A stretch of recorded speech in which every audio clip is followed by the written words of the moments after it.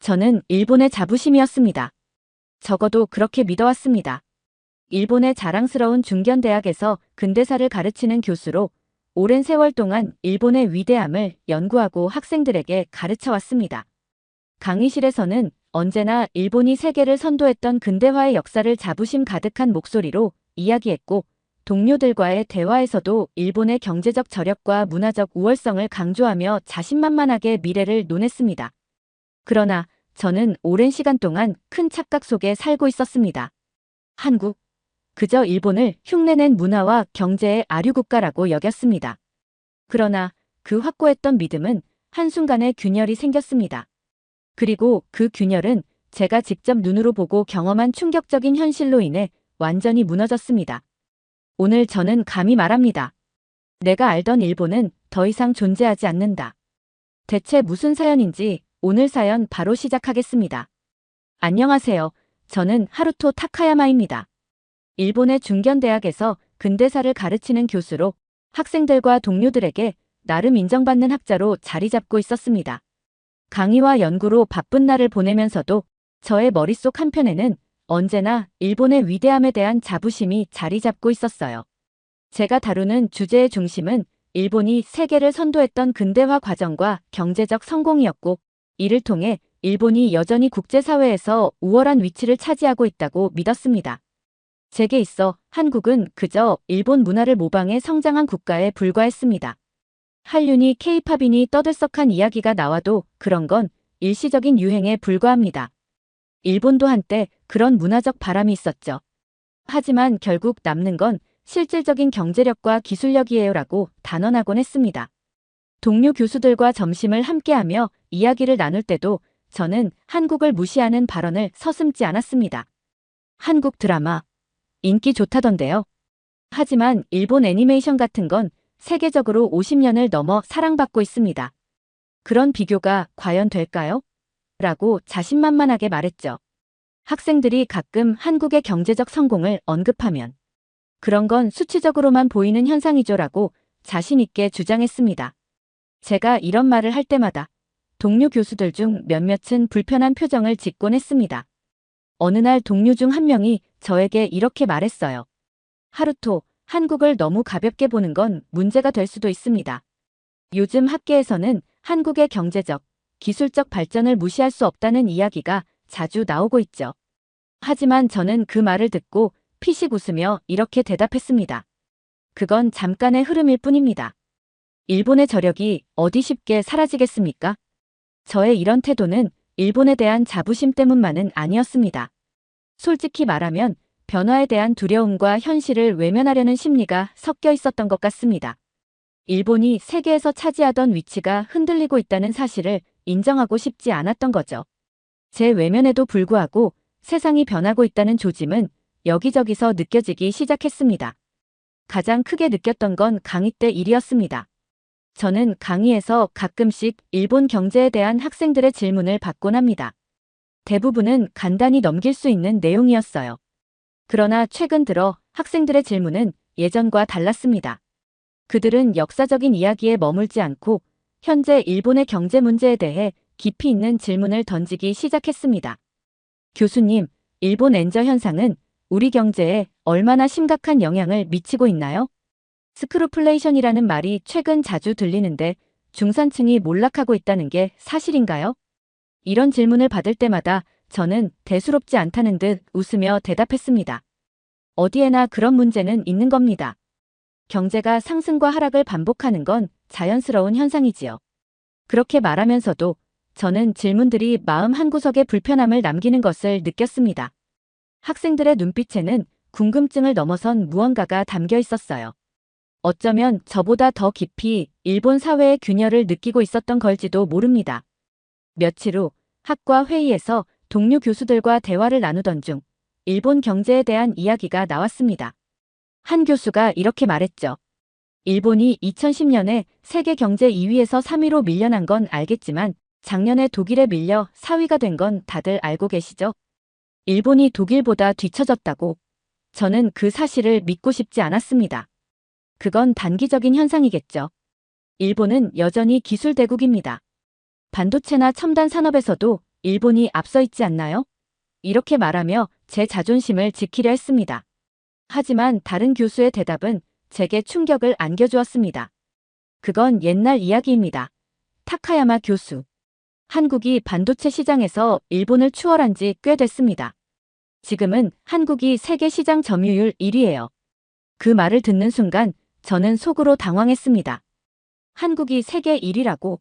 말도 안 되는 소리 같았어요. 하지만 다른 교수들도 고개를 끄덕이며 동의하는 걸 보니 부정할 수가 없었습니다. 그 대화 이후로 저는 혼란에 빠졌습니다. 일본 경제의 문제를 경기 변동으로 치부해왔던 저의 태도가 잘못된 것은 아닐까 하는 생각이 들기 시작했어요. 학생들이 말했던 스크루플레이션, 즉 물가는 오르지만 중산층의 가처분 소득은 줄어들고 있다는 그 현상도 마음에 걸렸습니다. 예전에는 이런 문제들을 쉽게 무시할 수 있었지만 이제는 그렇지 않았습니다. 그리고 무엇보다 저를 불편하게 만든 것은 동료 교수들과의 대화에서 들은 또 다른 이야기였습니다. 한국의 현대차가 이제 자동차 시장에서도 일본을 위협하고 있답니다. 도요타가 계속 선두를 지키기 어려워질 거라는 분석도 있더군요. 그 말은 제 자존심을 송두리째 흔들어 놓았습니다. 저는 일본 자동차 산업이 일본 경제의 심장이라고 믿고 있었어요. 그런데 그 심장을 한국이 위협하고 있다니요? 그날 이후로 저는 일본 사회의 구조적 문제를 외면할 수 없게 되었습니다. 동료들과 대화를 나눌 때마다, 학생들의 질문에 답할 때마다 제가 부정하고 싶었던 현실이 자꾸만 눈앞에 나타났어요. 일본이 더 이상 무적의 경제대국이 아니라는 사실, 그리고 한국이 우리가 간과했던 강력한 경쟁자로 떠오르고 있다는 점을 말입니다. 그러던 중 한국에서 열리는 국제학회 발표자로 초청받게 되었습니다. 솔직히 말하면 저는 가고 싶지 않았어요. 한국에 간다고 해서 내가 배울 게 있을까? 라는 생각이 들었죠. 하지만 동료 교수들과의 교류를 위해 어쩔 수 없이 참가를 결정했습니다. 어차피 일본을 대표해 학문적 위상을 드러내는 자리가 될 것이라 스스로를 위로했죠. 내심 한국에 대해 보여줄 수 있는 우월감을 기대하기도 했습니다. 비행기 표를 예약하며 서울이라는 도시를 검색해 보았는데 사진 속의 화려한 모습은 꽤 인상적이었습니다. 겉모습만 번지르르 할 뿐이지 실제로는 일본만 못할 거야. 그렇게 스스로를 안심시키며 인천행 비행기에 올랐습니다. 하지만 첫 발을 내디딘 순간부터 제가 믿어왔던 모든 것이 흔들리기 시작했습니다. 인천공항에 도착한 순간 저는 눈앞에 펼쳐진 풍경에 잠시 말을 잃었습니다. 한국은 제가 상상했던 것과 전혀 다른 모습으로 저를 맞이했어요. 공항의 디자인은 현대적이고 세련되었으며 무엇보다 모든 것이 매끄럽게 돌아가고 있었습니다. 입국 심사 과정에서조차 복잡한 절차가 아닌 효율적이고 친절한 시스템이 저를 놀라게 했습니다. 자동화된 기계와 직원을 병행하는 구조가 매우 인상적이었어요. 일본의 공항에서도 자동 시스템을 본 적은 있었지만 이곳처럼 자연스럽고 빠르게 작동하지는 않았습니다. 생각보다 잘 해놓았군. 속으로 이렇게 생각하며 애써 제 자신을 방어하려 했습니다. 하지만 짐을 찾고 교통 안내를 받는 동안에도 모든 과정이 신속하고 간결하게 진행되는 것을 보며 저는 일본의 공항 시스템과 자연스럽게 비교하게 되었습니다. 나리타 공항의 낡은 시설과 지연된 절차가 떠오르며 얼굴이 뜨거워졌어요. 그러나 서울 중심부로 이동하면서 창밖의 풍경은 제게 또 한 번 충격을 주었습니다. 초고층 건물들이 도로를 따라 늘어서 있고 전기버스와 최신형 택시들이 쉴 새 없이 오갔습니다. 특히 디지털 간판이 도시 곳곳에서 빛나고 있는 모습을 보면서 저는 서울이라는 도시가 이미 디지털 사회로 완전히 자리 잡았다는 것을 느낄 수 있었습니다. 호텔로 이동하는 동안 저는 길거리에 있는 사람들을 관찰했습니다. 젊은 세대들이 최신 스마트폰을 다루며 길을 걸어가고 있었고 거리의 분위기는 활기로 가득 차 있었습니다. 특히 카페나 상점의 모습도 일본과는 다른 세련미를 느낄 수 있었어요. 호텔에 도착한 후 학회 준비를 위해 자료를 정리하면서 조금 전까지 경험했던 한국의 풍경이 자꾸 떠올랐습니다. 왜 이런 모습을 전혀 예상하지 못했을까? 아니, 왜 나는 한국을 이렇게 무시해왔을까? 제 안에서 의문이 꼬리를 물었습니다. 오랫동안 한국을 일본의 하위 문화권 정도로 치부했던 저의 편견이 산산조각 나는 기분이었어요. 다음 날 학회장으로 가기 위해 호텔을 나선 저는 또 다른 놀라움을 경험하게 되었습니다. 서울의 거리 곳곳에는 공공 와이파이와 디지털 안내 시스템이 설치되어 있었고 모든 것이 스마트폰과 연동되어 있는 구조였어요. 이곳이 일본보다 디지털화에서 앞서 있다는 사실을 부정할 수 없게 되었어요. 일본에서는 여전히 아날로그 방식과 디지털 방식이 혼재된 경우가 많았으니까요. 학회장에서 발표 순서를 기다리며 한국에 온 이후 처음으로 제대로 된 자신감을 회복하려 했습니다. 어차피 학문적 논의에서 중요한 건 데이터와 분석이지 이런 겉모습이 아니야. 그렇게 마음을 다잡으며 발표를 앞두고 준비한 자료들을 다시 한번 점검했습니다. 일본의 경제적 성과와 과거 성공 사례를 중심으로 한 내용이었어요. 한국이 최근 성장했다 하더라도 일본의 근대화 과정과 경제적 저력은 여전히 비교 대상이 되지 않을 거라고 생각했습니다. 학회는 오전 세션부터 활발히 진행되었습니다. 발표자들 대부분은 각국의 경제 전문가들로 다양한 데이터를 통해 자국의 경제 상황과 문제를 논의했어요.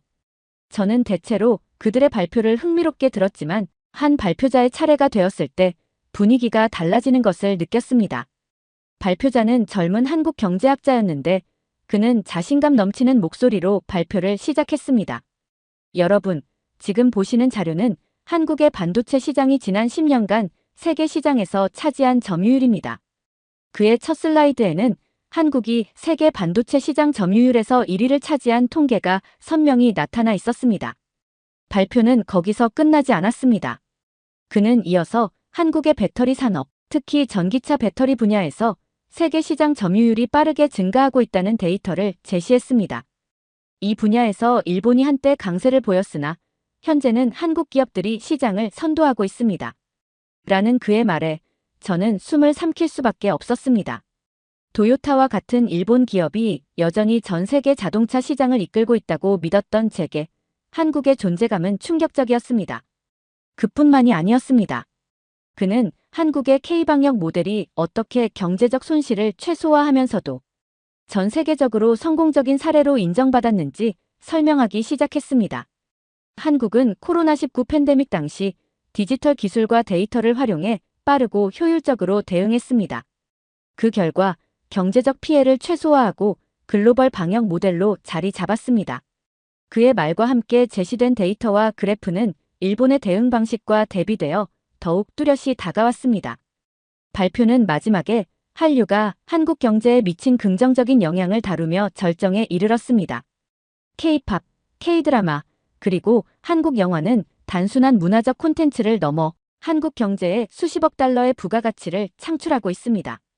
이는 한국의 국가 브랜드 가치를 높이고 관광과 무역에도 긍정적인 영향을 주고 있습니다. BTS와 블랙핑크 같은 글로벌 스타들의 이름이 화면에 떠오를 때 저는 불편함을 느꼈습니다. 일본 애니메이션과 망가가 전 세계적으로 강세를 보였던 시절을 떠올리며 이제는 한국이 그 자리를 차지하고 있다는 현실을 받아들이기 어려웠습니다. 발표가 끝난 후 저는 박수를 치며 억지로 미소를 지었지만 속으로는 굉장히 복잡한 기분이 들었습니다. 이 모든 것이 진짜일까? 아니, 너무 과장된 거 아닐까? 하지만 발표 내용은 객관적인 데이터와 사례로 가득 차 있었고 반박할 여지가 없었습니다. 첫 일정이 끝나고 다른 학자들과 함께 식사를 하며 발표 내용에 대한 비공식적인 대화가 오갔습니다. 특히 한 미국 학자가 한국에 대해 극찬을 아끼지 않았어요. 한국은 경제 성장에서 그치는 게 아니라 기술 혁신과 문화적 영향력까지 동시에 이룬 사례입니다. 솔직히 말해서 일본은 더 이상 한국의 경쟁 상대가 아니죠. 그 말을 듣는 순간 저는 숨이 막힐 듯한 모욕감을 느꼈습니다. 그건 너무 과장된 말 아닌가요? 일본은 여전히 G7 국가이고 여전히 세계적인 기술 강국입니다. 저는 반박했지만 제 목소리는 흔들리고 있었습니다. 그 학자는 고개를 저으며 대답했어요. 물론 일본도 훌륭한 성과를 많이 냈습니다. 하지만 요즘 시대는 빠르게 변하고 있습니다. 그 말을 듣는 순간 저는 더 이상 어떤 말도 할 수 없었습니다. 일본이 한국보다 뒤처졌다고? 이건 말도 안 돼. 하지만 데이터를 보면 부정할 수도 없잖아. 제 안의 자만심은 점차 균열이 생기고 있었습니다. 그날 저녁 침대에 누워있으면서 발표와 대화를 계속 떠올렸습니다. 한국은 지금 일본을 넘어 새로운 길을 개척하는 국가로 자리 잡고 있었습니다. 제 자신에게 이런 질문을 하지 않을 수 없었습니다. 과연 일본은 앞으로 어디로 가야 할까? 그리고 나는 지금까지 뭘 믿고 있었던 걸까? 학회 일정 중 주최 측이 마련한 문화체험 프로그램에 초청받았습니다. 솔직히 말하면 학회 발표 이후 머릿속이 복잡해져 있었기 때문에 이런 프로그램에 참여하고 싶지 않았어요. 하지만 다른 학자들과의 네트워킹도 중요하다는 생각에 억지로 참석을 결정했습니다. 행사는 대형 공연장에서 시작되었습니다. 첫 번째 프로그램은 K-팝 공연이었는데 한국의 가수들이 무대에 등장하자마자 관객석에 있던 외국 학자들마저 열광하는 모습을 보고 저는 적잖이 당황했습니다. 저 사람들이 정말 학자 맞아? 왜 이렇게 열광하지? 싶었죠. 무대는 화려한 조명과 완벽히 맞아떨어지는 퍼포먼스, 그리고 강렬한 음악으로 가득 차 있었습니다. 공연이 진행될수록 저도 점점 빠져드는 기분이 들었습니다. 이게 그렇게 세계적으로 유명하다는 K-팝인가? 처음엔 과장된 이미지라고 생각했지만 공연의 수준은 제가 상상했던 것 이상이었어요. 특히 외국 학자들이 미쳤다. K-팝 최고다.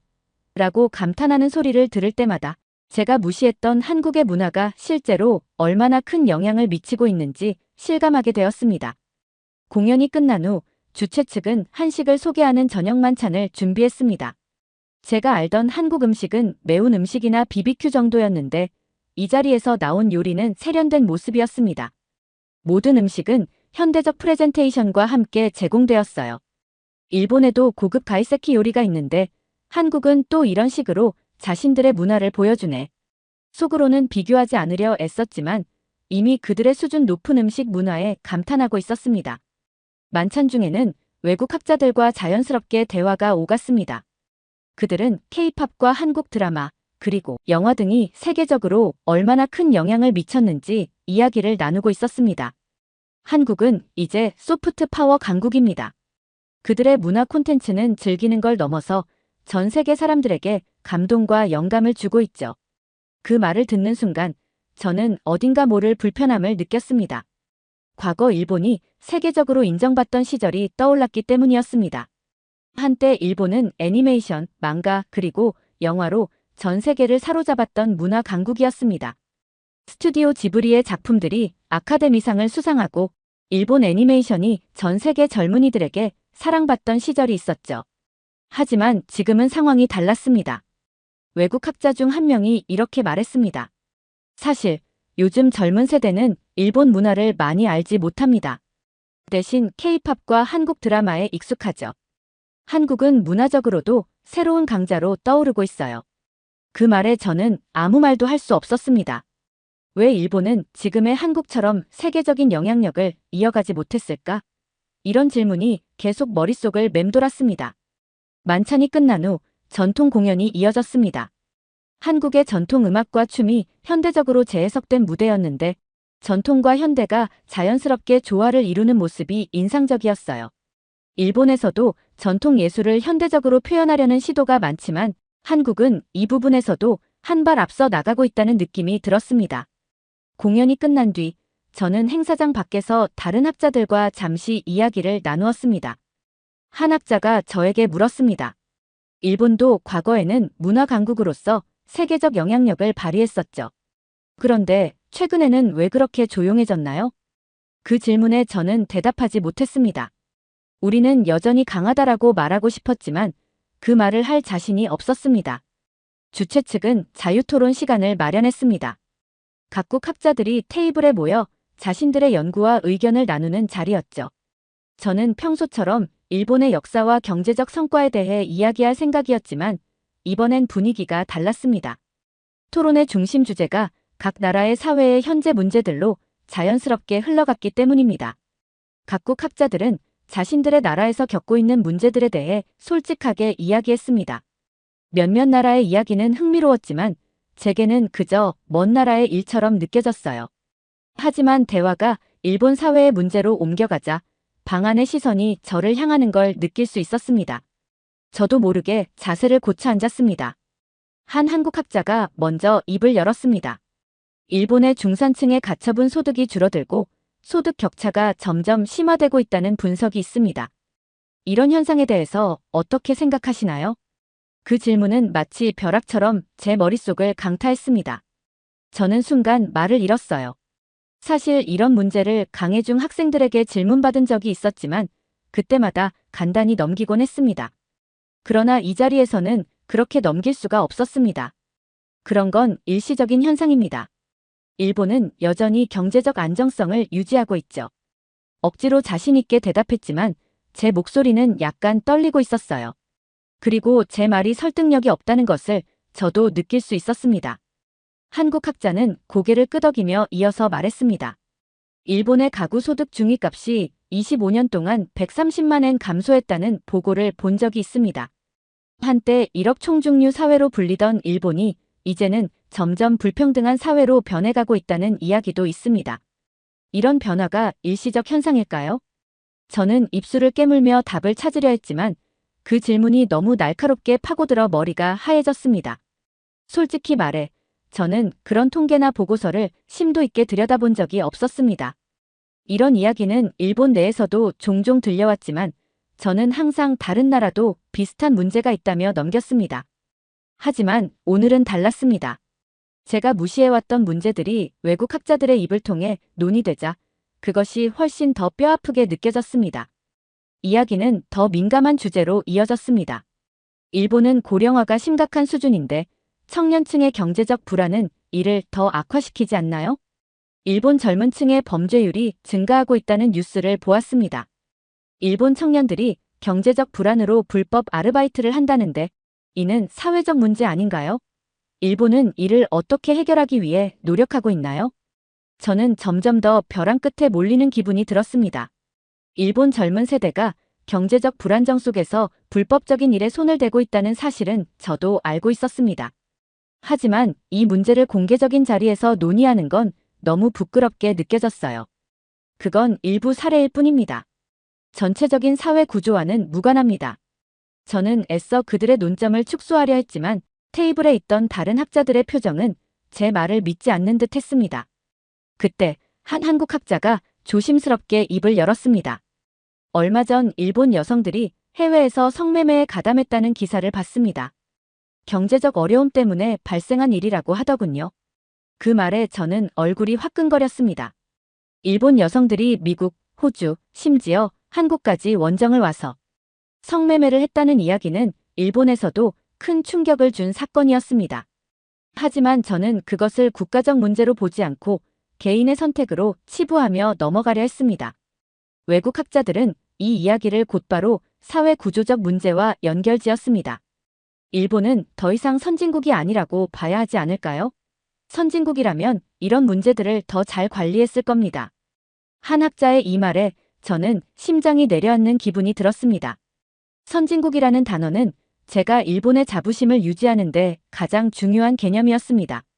일본이 더 이상 선진국이 아니라는 주장은 제가 지켜온 정체성을 부정하는 말처럼 들렸습니다. 논의는 계속되었고 이야기는 일본과 한국의 비교로 흘러갔습니다. 한국은 과거에 일본을 따라잡으려 노력했지만 이제는 다른 방향으로 나아가고 있습니다. 경제적 성과뿐 아니라 사회적 안정성 면에서도 한국은 일본과 다른 모습이에요. 저는 속으로 반박하고 싶었지만 이 자리에서 일본을 옹호할 논리가 부족하다는 것을 인정할 수밖에 없었습니다. 토론이 끝난 후 저는 자리를 떠나며 마음이 복잡해졌습니다. 일본 사회가 겪고 있는 문제들은 시간이 지나면 해결될 일시적인 현상이 아니었습니다. 그것은 구조적인 문제였고 제가 이를 부정해왔던 태도 자체가 잘못되었다는 사실을 깨닫기 시작했습니다. 학회 마지막 세션의 발표는 한국의 도시 재생과 사회적 균형 발전 사례를 주제로 한 것이었습니다. 저는 그다지 기대하지 않았습니다. 일본은 이미 도시 개발과 인프라 측면에서 세계적인 선두주자라는 자부심이 있었기 때문입니다. 발표자는 한국의 서울과 부산 같은 주요 도시가 어떻게 전통적인 지역의 가치를 보존하면서도 현대적이고 지속 가능한 개발을 이루었는지 보여주기 시작했습니다. 특히 서울의 혁신 거점 프로젝트는 제게 강렬한 인상을 남겼습니다. 낙후된 지역에 스마트 기술을 도입해 스타트업 허브로 탈바꿈시키고 젊은 창업가들이 모여드는 도시로 변화시킨 사례는 일본에서 보기 어려운 접근 방식이었습니다. 발표 자료 중 하나에는 서울의 한 지역이 스마트시티로 재탄생하기 전후의 사진이 있었습니다. 과거에는 낡고 황량했던 거리가 최신 디지털 인프라와 공공시설로 가득 찬 활기 넘치는 공간으로 변한 모습은 제가 일본에서도 보지 못한 것이었습니다. 한국은 도시를 개발하는 데 그치지 않고 지역 주민들이 함께 성장할 수 있는 환경을 조성하는 데 초점을 맞추고 있습니다. 이러한 도시 재생은 사회적 안정성과 경제적 발전을 동시에 달성하려는 한국의 전략 중 하나입니다. 그 말을 듣는 순간 저는 스스로에게 질문하지 않을 수 없었습니다. 일본은 언제부터 이런 시도를 멈추게 된 걸까? 이어지는 발표는 한국의 디지털 전환 성공 사례를 다루었습니다. 특히 디지털 행정과 전자정부 시스템은 제가 익히 알고 있었지만 이를 기반으로 한 공공 서비스의 수준은 예상 밖이었습니다. 발표자는 이렇게 말했습니다. 한국은 모든 국민이 디지털 서비스를 쉽게 이용할 수 있도록 하는 것을 목표로 삼았습니다. 행정 절차부터 금융 서비스까지 디지털화가 이뤄지며 이는 국민의 삶의 질을 크게 개선했습니다. 화면에 띄워진 통계는 한국 국민의 디지털 서비스 접근성이 세계 최고 수준임을 보여주고 있었습니다. 반면 일본은 여전히 행정적 절차에서 아날로그 방식에 의존하는 경우가 많았습니다. 단순한 신청서 작성조차도 종이와 도장을 사용하는 일이 비일비재하다는 현실이 떠올랐습니다. 마지막 발표는 소득 분배와 청년 창업 지원 정책에 관한 것이었습니다. 한국 정부가 청년 창업가들에게 제공하는 다양한 지원 프로그램과 펀딩 사례는 제가 익히 들어온 일본의 정책과는 확연히 달랐습니다. 한국은 젊은 세대가 경제활동에 참여할 수 있는 환경을 적극적으로 조성하고 있습니다. 스타트업 생태계가 발전하면서 많은 젊은 창업가들이 혁신적인 아이디어를 실현할 기회를 얻고 있습니다. 발표자는 한국의 젊은이들이 직접 개발한 AI 기반 플랫폼과 친환경 기술에 대해 설명하며 한국의 도전 정신을 강조했습니다. 발표를 들으며 자연스럽게 일본과 비교하게 되었습니다. 일본의 젊은 세대는 경제적 불안과 고용 문제로 인해 점점 위축되고 있었지만 한국의 젊은 세대는 창업과 혁신을 통해 미래를 개척하고 있었습니다. 발표가 끝난 후 질의응답 시간이 이어졌습니다. 한 외국 학자가 질문했습니다. 한국의 이런 발전이 가능했던 이유는 무엇인가요? 발표자는 잠시 생각하다가 이렇게 대답했습니다. 한국은 끊임없이 실패를 두려워하지 않고 도전했기 때문이라고 생각합니다. 그 말을 듣는 순간 한국은 이미 자신들만의 길을 걸어가고 있다라는 생각이 들었습니다. 학회가 끝난 후 저는 발표자와 짧게 대화를 나눌 기회가 있었습니다. 그는 제게 이렇게 말했습니다. 일본도 여전히 많은 가능성을 가지고 있다고 생각합니다. 하지만 중요한 건 변화에 대한 두려움을 극복하고 새로운 길을 모색하는 게 아닐까요? 그 말은 제게 깊은 울림으로 다가왔습니다. 일본은 오랫동안 과거의 성공에 머물러 있었고 변화를 두려워하고 있는 건 사실이었으니까요. 한국에서의 일정을 모두 마치고 일본으로 돌아온 날, 저는 짐을 풀기도 전에 책상 앞에 앉아 학회 보고서를 작성하기 시작했습니다. 비행기에서 내내 한국에서 본 것들과 들은 것들이 머릿속을 떠나지 않았어요. 학회의 내용, 도시의 모습, 그리고 한국 학자들이 말한 그들의 성과까지 모두 생생히 떠올랐습니다. 보고서를 작성하면서도 저는 계속해서 한국과 일본을 비교하게 되었습니다. 한국은 반도체, 배터리, 디지털 전환, 그리고 문화적 성공까지 모든 면에서 빠르게 나아가고 있었습니다. 반면 일본은 과거의 영광 속에서 여전히 머물러 있었고 변화에 대한 두려움과 타성을 벗어나지 못하고 있다는 사실이 뼈아프게 다가왔습니다. 보고서를 작성하는 동안 제 스스로에게 묻는 질문이 끊임없이 이어졌습니다. 왜 나는 한국을 그렇게 무시했을까? 왜 일본이 여전히 그들보다 우위에 있다고 믿었을까? 그 질문들에 대한 답은 명확했습니다. 저는 일본의 과거 영광에 집착하며 현실을 제대로 보지 않았던 겁니다. 일본이 경제 2위였던 시절, 애니메이션과 전자제품으로 세계를 주름잡던 시절의 기억이 너무 강렬했던 나머지 현재의 문제를 외면한 채 살아왔습니다. 그러나 이제는 인정해야 했습니다. 일본은 더 이상 세계의 중심이 아니었습니다. 경제, 기술, 문화 여러 면에서 한국은 일본이 따라가기 어려울 정도로 앞서가고 있었고, 이를 부정하는 것은 오히려 일본의 미래를 가로막는 일이었습니다. 보고서 마지막에 저는 이렇게 적었습니다. 일본은 이제 새로운 경쟁력을 찾아야 한다. 한국은 일본이 걸었던 길을 넘어 자신들만의 길을 개척하고 있다. 일본이 다시 도약하려면 한국의 성공 사례를 배우고 그들의 도전 정신을 받아들여야 한다. 보고서를 마치고 나니 마음이 한결 가벼워졌습니다. 하지만 한편으로는 학생들에게 어떤 이야기를 해야 할지 고민이 되었습니다. 한국을 무시했던 과거의 발언들이 떠오르며 부끄러움이 밀려왔습니다. 하지만 이제는 솔직히 말해야 한다고 결심했습니다. 잘못된 것은 잘못되었다고 인정하고 새로운 시각을 공유하는 것이 진정한 교육자의 역할이라고 믿기로 했습니다. 며칠 후 강의실에서 학생들에게 한국에서의 경험을 이야기했습니다. 저는 학회의 내용과 한국의 성과를 구체적으로 설명하며 한국의 디지털 전환, 경제적 도약, 그리고 문화적 성공 사례를 소개했습니다. 여러분, 이번 경험을 통해 한국이 얼마나 놀라운 발전을 이루었는지 깨달았습니다. 우리도 한국의 사례를 연구하고 배워야 할 부분이 많습니다. 앞으로 여러분도 한국과 같은 혁신적인 사례를 연구 주제로 삼아보길 바랍니다. 학생들은 제 이야기를 흥미롭게 들었지만 그중 몇 명은 약간 놀란 표정을 지었습니다.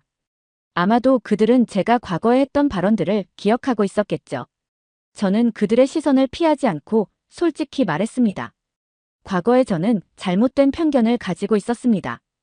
일본은 한때 세계를 선도하던 나라였습니다. 지금 우리는 잠시 멈춰 서 있는 것처럼 보일 수 있습니다. 하지만 과거의 성공이 우리에게 가능성을 증명했다면 앞으로의 도전은 그 가능성을 현실로 만드는 여정이 될 것입니다. 제 머릿속에는 일본의 전통 산업이 첨단 기술과 융합해 새로운 길을 개척하는 모습, 젊은 세대가 창업과 혁신을 통해 세계 시장에 도전하는 모습이 떠올랐습니다. 우리에게도 한국처럼 스타트업 생태계를 육성하고 디지털 전환을 가속화하며 젊은 세대가 꿈을 실현할 수 있는 환경을 만들 수 있는 힘이 있습니다. 중요한 건 그 시작을 지금 당장 해야 한다는 것입니다. 마지막으로 저는 학생들에게 당부했습니다. 변화를 두려워하지 마세요. 우리가 과거의 영광에 머무르지 않고 새로운 가능성을 탐구한다면 일본은 다시 한번 세계 무대에서 빛날 것입니다. 그리고 그 변화의 중심에는 여러분이 있을 것입니다. 강의가 끝난 후 저는 묘한 해방감을 느꼈습니다. 한국에서 보았던 모든 것이 저를 성장하게 만들었고 이제는 그 사실을 받아들일 준비가 되어 있었습니다. 한국에서 보낸 시간은 제게 많은 것을 깨닫게 해주었습니다. 편견을 내려놓고 열린 마음으로 세상을 바라보는 법, 그리고 변화와 도전에 대한 두려움을 극복하는 용기의 중요성을 배웠습니다. 정말 고맙습니다. 두 번째 사연 시작합니다. 전쟁은 더 이상 숫자의 싸움이 아니라 기술과 효율성의 싸움입니다. 그리고 한국은 이 두 가지를 모두 갖춘 나라입니다. 한국의 군사력은 세계 5위가 아닙니다. 한국은 이미 인도나 러시아를 추월하고 중국과 어깨를 나란히 할 수 있는 군사력을 가진 나라입니다. 한국의 군사력은 지금 과소평가되어 있습니다. 제가 본 한국은 강력한 방위 체계와 독창적인 전략, 그리고 무엇보다도 그 모든 것을 뒷받침하는 조국을 사랑하는 마음이 있는 나라입니다. 이것이야말로 한국이 가진 진정한 힘입니다. 라고 말하는 나토의 군사 전문가가 있습니다. 대체 무슨 사연인지 오늘 사연 바로 시작하겠습니다. 안녕하세요. 저는 에드릭입니다. 나토에서 세계 군사 분사력을 분석하며 한가롭게 커피를 마시던 그때 러우 전쟁이 터졌습니다. 아, 러시아가 금방 끝내겠구나. 대부분 저와 같은 생각을 했습니다. 아니, 누가 생각이나 했겠습니까? 세계 군사력 2위의 러시아가 22위의 우크라이나에게 진땀을 빼고 북한의 도움을 요청하게 될 줄은요. 얼마 전 제 동료 중 한 명이 말하더군요. 러시아가 북한의 지원을 요청했다네. 저는 그 말을 듣고 커피를 뿜을 뻔했습니다. 사실 저도 처음에는 러시아의 빠른 승리를 확신했습니다. 병력도 많고 무기도 많고 거대한 나라 아닙니까? 그런데 전쟁이 진행될수록 이상한 점들이 하나둘 보이기 시작했습니다. 러시아 병사들은 전투 의지도 약하고 탄약은 부족하고 장비는 여기저기서 고장이 나고 있었습니다. 반면 우크라이나는 드론을 활용해 러시아의 고가 장비를 박살내고 있었습니다. 이건 완전히 새로운 전쟁이었습니다. 전 세계 군사력 순위는 이제 다 필요 없겠군. 저는 혼잣말을 중얼거리며 전쟁을 다시 보기 시작했습니다. 사실 전통적인 군사력 평가 방식은 병력 규모와 장비 숫자를 기준으로 삼습니다. 러시아처럼 병력이 많고 전차가 많은 나라가 상위에 랭크될 수밖에 없죠. 그런데 이게 뭐랍니까? 물론 국제사회의 지원을 받았지만 그래도 우크라이나는 러시아보다 훨씬 적은 자원으로도 잘 싸우고 있었습니다. 병력 수와 무기 숫자가 이렇게 무의미할 수 있나? 저는 진지하게 의문을 품기 시작했습니다. 그 순간 제 머릿속에 한국이 떠올랐습니다. 제가 예전에 방문했던 나라였고 세계 군사력 순위에서 5위에 올라있는 나라였죠. 러시아 사례를 보고 나니 그 숫자가 뭔가 의심스러워졌습니다. 진짜 제대로 된 평가인가? 그런 생각이 꼬리에 꼬리를 물었습니다. 사실 한국은 제가 예전에 국방부의 초청으로 방문했던 나라였고 그때의 경험은 정말 잊을 수 없었습니다. 한국은 병력도 강했고 장비도 뛰어났지만 단순히 수치로는 설명할 수 없는 뭔가 특별한 느낌이 있었거든요. 세계 군사력 순위는 병력의 규모나 무기 숫자 같은 전통적인 지표에 의존하고 있습니다. 러시아처럼 숫자가 압도적인 나라들이 상위에 랭크되는 방식이죠. 그런데 문제는 이런 숫자가 현대 전쟁에서는 무용지물이 되는 경우가 많다는 겁니다. 문득 한국이 그런 전통적인 평가 방식 때문에 과소평가되고 있다는 생각이 들었습니다. 우선 한국이 보유한 무기들을 떠올려봤습니다. 현무 미사일 시리즈의 정확도와 파괴력은 세계적으로 인정받는 수준인데 평가 항목에서는 그저 미사일 수량으로만 집계되죠. 그런데 미사일이 몇 개냐는 건 중요한 게 아닙니다. 한 방으로 목표를 맞출 수 있느냐가 중요하죠. 그걸 한국은 해냅니다. 이게 왜 제대로 반영되지 않는 걸까요? 또 하나 한국의 K9 자주포와 K2 전차는 이미 전 세계에서 실전으로 그 성능을 증명한 무기들입니다. 제가 한국에 갔을 때 K9 자주포를 직접 볼 기회가 있었는데 솔직히 전차보다는 탱크 같은 자주포라는 인상이 더 강했습니다. 그런데도 기존 평가 방식은 몇 대 가지고 있느냐?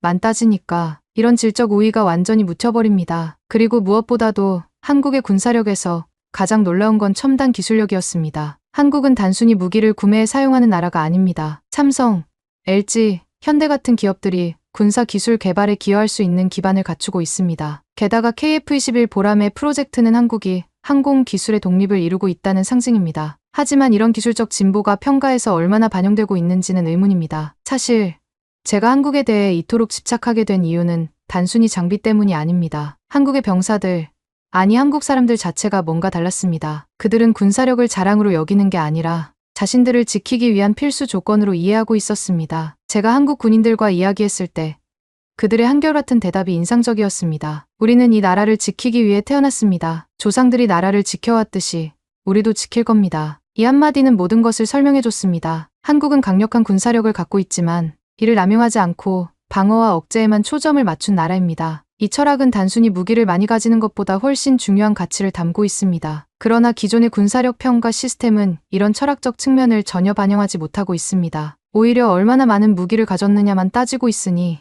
한국처럼 질적 우위와 첨단 기술을 갖춘 나라들이 과소평가될 수밖에 없는 겁니다. 한국의 군사력을 다시 들여다보면서 저는 이런 결론에 도달했습니다. 5위는 과소평가야, 한국은 더 높은 평가를 받아야 해.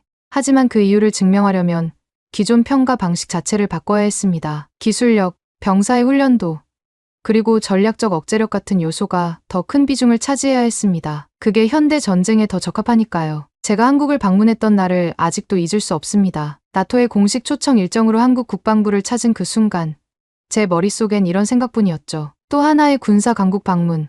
이번엔 뭐가 다를까? 그런데 몇 시간도 채 지나지 않아 제 모든 예상을 완전히 뒤집는 경험을 하게 되었습니다. 처음으로 제 눈을 사로잡은 건 한국의 병역 제도였습니다. 모든 한국 남성이 일정 기간 동안 군 복무를 해야 한다는 사실은 이미 알고 있었습니다. 하지만 단순히 복무라는 단어로 그들의 현실을 이해했다면 저는 큰 오산을 한 셈이었습니다. 제가 한국군 훈련장을 방문했을 때 거기 있던 병사들은 단순히 의무를 수행하는 사람들이 아니라 진정한 전사처럼 보였습니다. 사격 훈련장에서 그들의 집중력은 믿기지 않을 정도로 대단했고 사격 후 실탄 결과를 보고도 놀라움을 금치 못했습니다. 저도 총을 좀 다룰 줄 아는 편인데 한국 병사들이 보여준 숙련도는 솔직히 제 자존심을 살짝 건드릴 정도였습니다. 훈련소 옆에서 실제로 예비군 훈련을 하는 모습을 목격했을 때 저는 정말 충격을 받았습니다. 전역한 지 몇 년이 지난 사람들인데도 사격 실력이며 체력은 현역과 큰 차이가 없어 보였습니다. 그들의 동작은 정확했고 실수도 거의 없었습니다. 심지어 일부 예비군은 드론 조종 훈련까지 받으며 최신 전술에 적응하고 있었습니다. 이 모든 시스템이 단순히 상징적인 수준이 아니라 실질적인 전투 준비 태세를 유지하고 있다는 점에서 감탄하지 않을 수 없었습니다. 그들의 얼굴에서 읽힌 표정은 단순히 훈련을 마쳐야 하는 피곤함이 아니었습니다. 그들은 훈련의 필요성을 진심으로 이해하고 자신들의 역할을 자랑스러워하고 있었습니다. 저는 이 점에서 한국군이 단순히 체계적으로 잘 훈련된 군대가 아니라 정신적 단결력과 사명감으로 무장된 특별한 집단이라는 것을 깨달았습니다. 그리고 이건 정말 다른 나라에서는 쉽게 찾아볼 수 없는 특징입니다. 제가 만난 한 병사가 했던 말이 아직도 기억에 남습니다. 우리는 그냥 군인이 아닙니다. 전쟁이 나면 바로 투입될 준비가 된 예비 전투 병력이죠. 한국에서는 누구나 나라를 지켜야 한다는 의식이 있어요. 우리에겐 선택이 아니라 당연한 겁니다. 이 말은 단순히 개인의 생각이 아니라 한국 사회 전체가 공유하는 철학처럼 느껴졌습니다. 그들은 전역 후에도 계속해서 훈련을 받고 국가적 위기에 대비하고 있었습니다. 이 시스템은 효율성 면에서도 완벽했습니다. 전쟁이 발발하면 한국은 48시간 이내에 500만 명 이상의 병력을 전투 가능 상태로 동원할 수 있는 능력을 가지고 있었습니다. 병력의 규모뿐 아니라 숙련도와 기술적 역량이 세계 최고 수준이었습니다. 이는 단순히 숫자로만 평가되는 군사력과는 차원이 다른 것이었습니다. 또 하나 저를 놀라게 한 것은 한국군의 훈련 방식이었습니다. 제가 방문한 육군과학과 전투훈련단에서는 가상현실 기술과 데이터를 활용한 전투훈련이 진행되고 있었습니다. 병사들은 실시간으로 피격 여부를 모니터링하며 전투 중 실수를 분석하고 개선 방안을 논의하고 있었습니다. 이 훈련 방식은 단순히 명령에 따르는 훈련을 넘어서 병사들이 스스로 상황을 분석하고 의사결정을 내릴 수 있도록 설계되어 있었습니다. 저는 한국의 군사력을 직접 본 이후 단순히 강력한 군대가 아니라 효율적이고 체계적인 조직으로 세계에서 가장 독창적인 군사 체계를 가진 나라라는 생각을 했습니다. 이 나라의 군사력은 병력 규모와 무기, 숫자 같은 전통적인 평가 기준을 넘어 질적인 우위와 정신적 강점으로 설명해야만 했습니다. 한국 방문에서 얻은 모든 경험 중 가장 잊히지 않는 건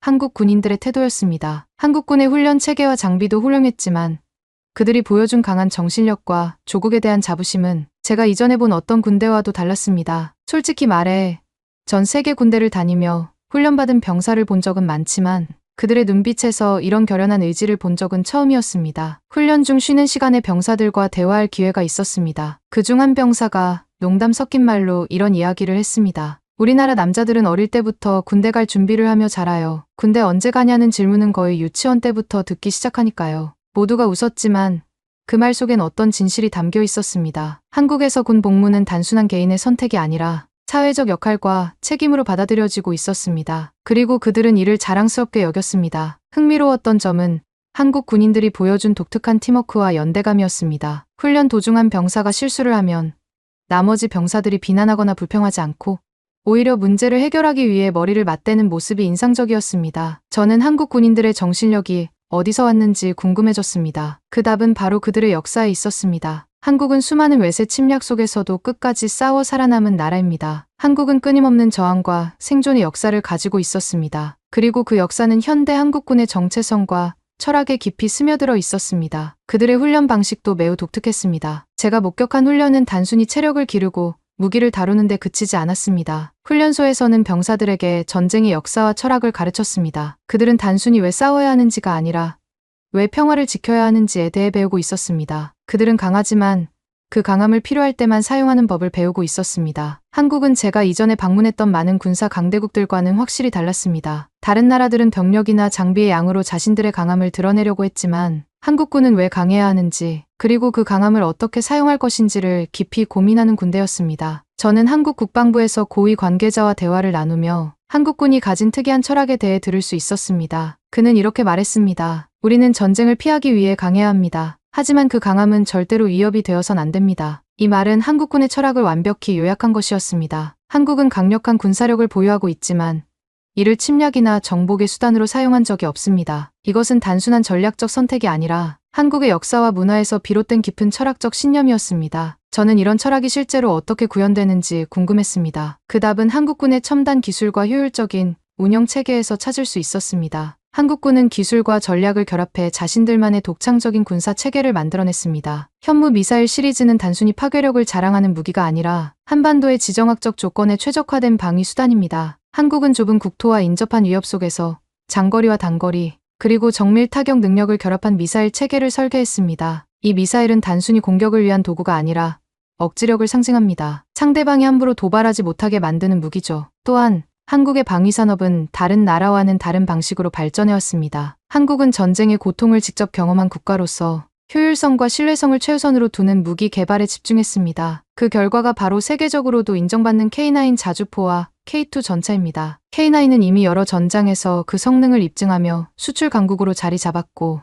K2는 세계 최고의 전차 중 하나로 평가받고 있습니다. 그러나 이 무기들이 단순히 잘 만들어졌기 때문만은 아닙니다. 한국군의 철학은 단순한 파괴력이 아니라 실제 방위 환경에서 최대한의 효율성을 발휘하는 무기를 만드는 데 집중하고 있습니다. 특히 감탄했던 것은 한국군이 미래 전쟁에 대해 얼마나 철저히 준비하고 있는지였습니다. 한국군은 드론, AI, 사이버전, 그리고 극초음속 무기와 같은 기술을 군사 전략에 통합하는 데 이미 앞서 있었습니다. 제가 본 훈련에서는 병사들이 단순히 기존의 전술을 반복하는 것이 아니라 가상의 적과 전투를 시뮬레이션하며 실시간으로 문제를 해결하는 모습을 보여줬습니다. 그리고 이 모든 요소들을 관통하는 것은 바로 한국군의 평화를 지키려는 의지였습니다. 제가 한국군 병사들과 대화를 나눌 때 그들은 항상 한 가지 공통된 메시지를 강조했습니다. 우리는 전쟁을 원하지 않지만 우리를 지키기 위해 준비합니다. 그들의 말은 단순한 훈련 도중의 대사가 아니라 한국군이 가진 철학과 정신을 그대로 보여주는 것이었습니다. 전쟁이란 반드시 막아야 할 것이며 이를 위해서는 억지력과 방어력이 필수적이라는 생각이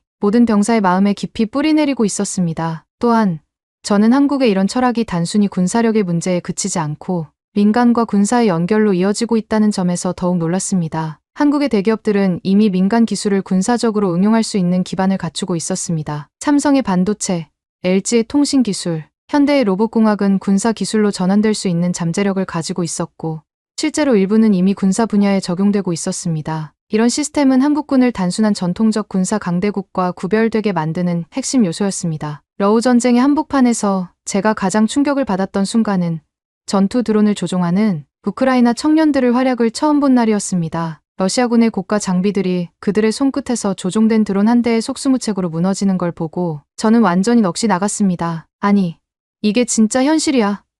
드론 하나로 러시아 전차가 박살낸다고? 더 흥미로웠던 건 이 드론 조종사들이 대부분 군사적 배경이 없는 평범한 젊은이들이었다는 점이었습니다. 어떤 사람은 IT 회사에서 일하던 기술자였고 어떤 사람은 단순히 게임을 좋아하던 청년이었습니다. 이들은 전쟁 전에는 드론을 장난감처럼 다뤘던 사람들일 뿐이었지만 전쟁이 시작되자 그 장난감이 현대 전장의 판도를 바꾸는 무기로 변했습니다. 그 장면을 보며 저는 한 가지 중요한 결론에 도달했습니다. 미래 전쟁은 완전히 다른 양상이 될 것이다. 우크라이나에서 벌어진 전쟁은 과거와는 전혀 다른 차원의 싸움이었습니다. 병력의 숫자와 무기의 크기가 전쟁의 결과를 좌우하지 않았습니다. 대신 기술, 정보, 그리고 그 기술을 다룰 줄 아는 사람의 역량이 승패를 결정하고 있었습니다. 그리고 이 모든 걸 보면서 저는 자연스럽게 한국을 떠올렸습니다. 한국은 이미 전 세계적으로 IT 강국이자 e스포츠 강국으로 잘 알려져 있습니다. 한국의 젊은 세대는 어릴 때부터 게임과 디지털 기술에 익숙하며 이들이 가진 잠재력은 단순히 여가를 넘어 현대 전쟁 기술로까지 연결될 수 있는 가능성을 가지고 있었습니다. 제가 한국을 방문했을 때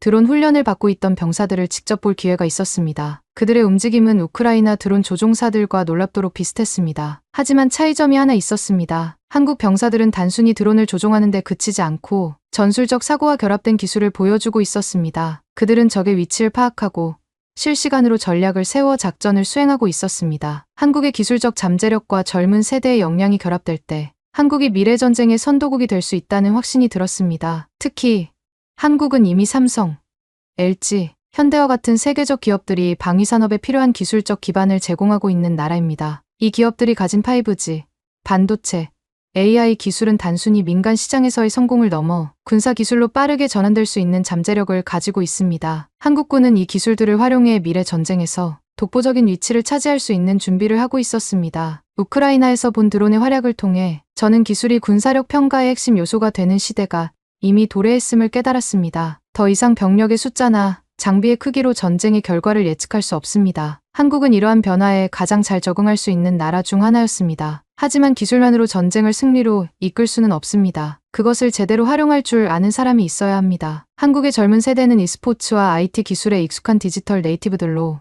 이는 곧 현대 전장에서 요구되는 드론 조종, 사이버전, 그리고 AI 기반 전술 운영 능력으로 이어질 수 있습니다. 한국의 이런 특성은 그들만의 독창적인 강점이었으며 이는 기존 군사 강국들조차 쉽게 모방할 수 없는 요소였습니다. 러시아와 우크라이나 전쟁은 한 가지 명확한 교훈을 주었습니다. 전통적인 병력 규모와 무기 숫자는 더 이상 전쟁의 승패를 결정하지 못한다. 대신 기술력, 정보 활용 능력, 그리고 이를 최적화할 수 있는 인재가 중요합니다. 한국은 이 모든 요소를 완벽히 갖춘 나라입니다. 저는 러우 전쟁에서 본 광경과 한국의 군사력을 비교하며 한국이 미래 전쟁의 선도국으로 자리 잡을 가능성을 확신하게 되었습니다. 한국은 단순히 좋은 무기를 가진 나라가 아닙니다. 사실 그들은 무기를 만들 수 있는 기술의 중심지입니다. 제가 한국에서 만났던 방위산업 관계자들은 한 가지를 자랑스러워했습니다. 우리는 외국 무기를 수입해서 쓰는 나라가 아닙니다. 우리가 필요한 건 우리가 직접 만듭니다. 이 한마디에 한국이 가진 자신감이 담겨 있었습니다. 우선 한국이 가진 반도체 기술을 이야기하지 않을 수 없습니다. 현대의 모든 첨단 무기는 반도체 없이는 작동하지 않습니다. 미사일,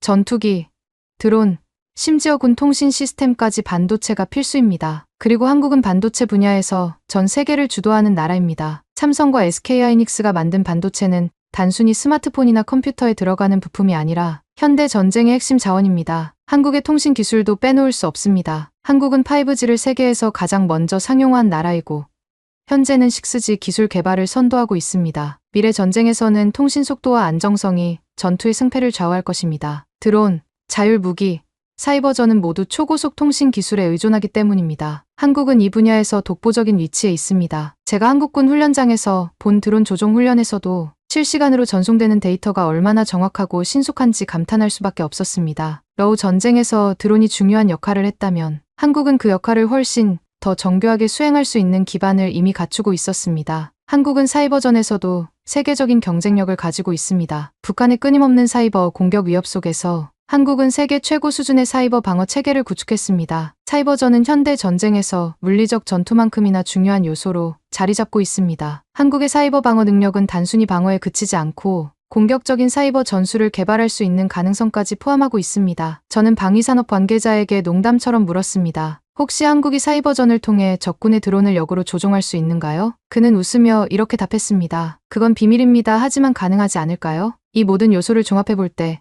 한국은 기존 군사력 평가 방식으로는 설명할 수 없는 나라입니다. 그들은 병력의 숫자나 무기의 양에서만 강한 것이 아니라 첨단 기술력과 이를 활용할 수 있는 역량에서 타의 추종을 불허합니다. 세계 군사력 평가 방식은 병력의 수, 무기의 양, 국방비 같은 전통적 요소에 크게 의존합니다. 예를 들어 병력이 100만 명이면 그게 곧 강하다는 평가로 이어지죠. 그런데 이 방식으로는 한국의 독특한 강점, 즉 효율성, 기술력, 그리고 전략적 대응 능력을 제대로 반영할 수 없습니다. 저는 한국을 방문하며 그들의 전투 준비 태세와 기술을 직접 봤기에 그 순위가 더 이상 신뢰가 가지 않았습니다. 제가 한국을 방문한 이후 나토 내부 회의에서 이런 주장을 했습니다. 군사력 순위를 재조정해야 합니다. 단순히 병력과 장비의 숫자로 판단하면 안 됩니다. 기술력, 동원 체계, 전략적 억지력 같은 요소를 더 반영해야 합니다. 그 당시 동료들은 제 의견에 반신반의했습니다. 하지만 최근에 다시 한번 러우 전쟁의 사례를 들어가며 설명하자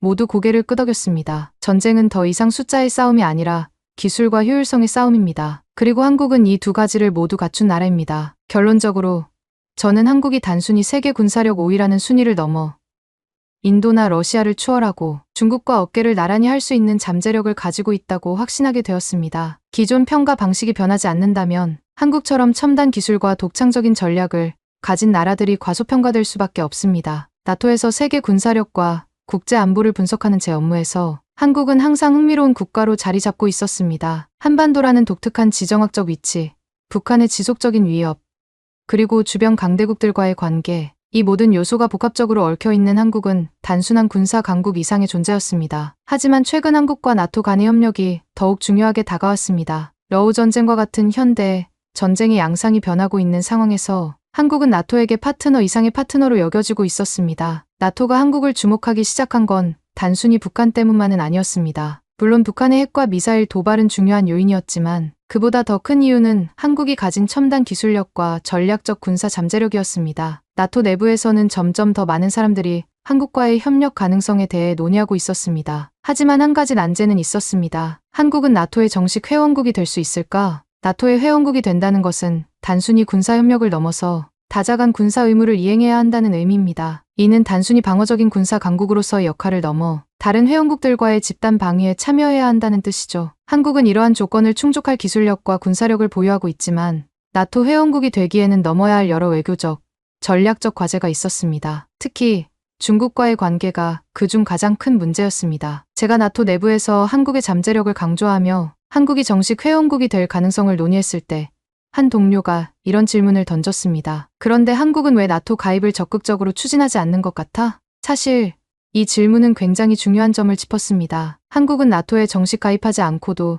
이미 나토와 긴밀한 파트너십을 유지하고 있었습니다. 나토와 한국의 관계는 정식 회원국과는 다른 형태였지만 실질적인 협력 수준에서는 이미 많은 회원국들을 뛰어넘는 수준이었습니다. 한국은 나토의 사이버 방어 협력 프로그램에 참여하며 북한과 같은 사이버 위협에 대응하기 위한 정보를 공유하고 있습니다. 또한 유엔 평화유지군 활동을 통해 나토 회원국들과 협력하며 글로벌 안보와 평화 유지에 기여하고 있습니다. 이는 한국이 단순히 지역 강국이 아니라 글로벌 안보의 중요한 축으로 자리 잡고 있음을 보여주는 사례입니다. 하지만 한국은 정식 회원국으로 나토에 가입하지 않으면서도 파트너십의 형태로 협력을 강화하는 방식을 선호하고 있습니다. 이는 한국의 외교적 선택과도 연결됩니다. 한국은 미국과의 동맹을 중심으로 안보를 유지하고 있지만 동시에 중국과의 경제적 관계도 중요하게 여깁니다. 나토 정식 가입은 중국과의 관계를 악화시킬 가능성이 크기 때문에 한국은 신중한 태도를 유지하고 있는 것입니다. 그렇다고 해서 나토 내부에서 한국을 향한 기대가 줄어드는 건 아니었습니다. 오히려 반대였습니다. 나토의 전략 기획자들은 한국이 가진 군사적,